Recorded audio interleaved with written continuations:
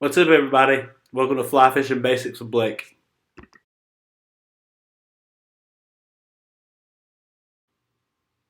Fly fishing is a great way to spend time. It's not just dangling a bait out there and waiting for a fish to come and get it. There's a finesse to it. It takes skill. This is true for fly tying as well. You may ask, tying my own flies, doesn't the store sell pre-made flies? Well, they do, but store-bought flies are expensive and may not be right for the waters that you are fishing in. They may just end up catching your eye and not fish. Flies are modeled after the insects that are found on the water, which the fish eat. If the store does not have the particular fly, color, size that you need, then you may be forced to take matters into your own hands. This is where knowing how to tie a fly comes in handy.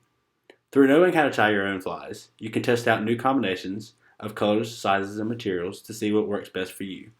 If you know how to tie your own flies, then you can go out and look at what insects are on the water and what the fish are eating, and then go and replicate that, maximizing the similarity between what the fish naturally eat and your fly, resulting in you catching more fish.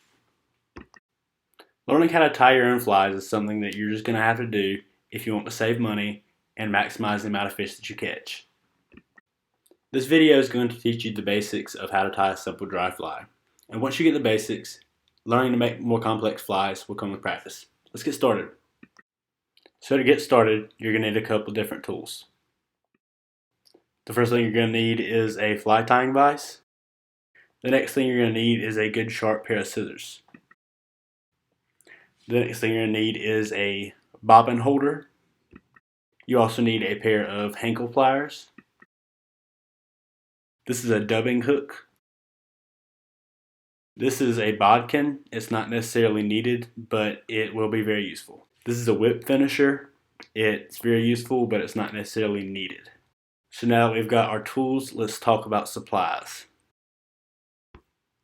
So to start off, you're going to need some thread. You're also going to need some dubbing.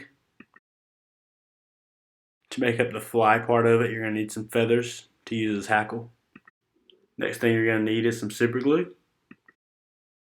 And perhaps most important of all, you're going to need a hook.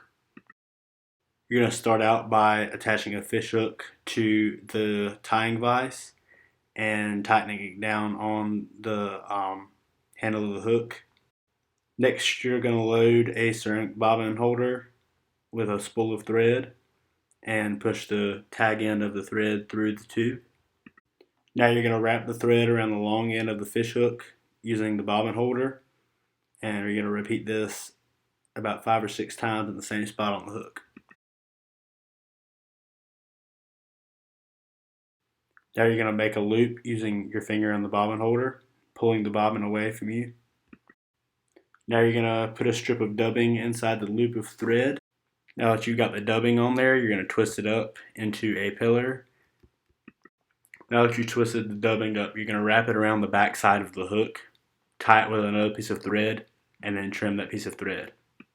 Since you've got the dubbing on, you're ready for the Henkel. So you're going to take a feather and you're going to do it the same way that you did the Henkel, and start at the top of the hook and go to the bottom, keeping it on there. You're going to get out your hackle pliers and wrap the pliers around the fish hook and pinch the exposed tip of the hackle in between the jaws of the hackle pliers. Bring the pliers up around the fish hook in the same spot you wrap the thread around and secure the hackle. Now you're going to fasten the hackle to the fish hook using the thread. Wrap it around 6 times. Now you're going to trim the leftover hackle with your scissors. Now you're going to start to finish your fly by cutting the thread away from the bobbin.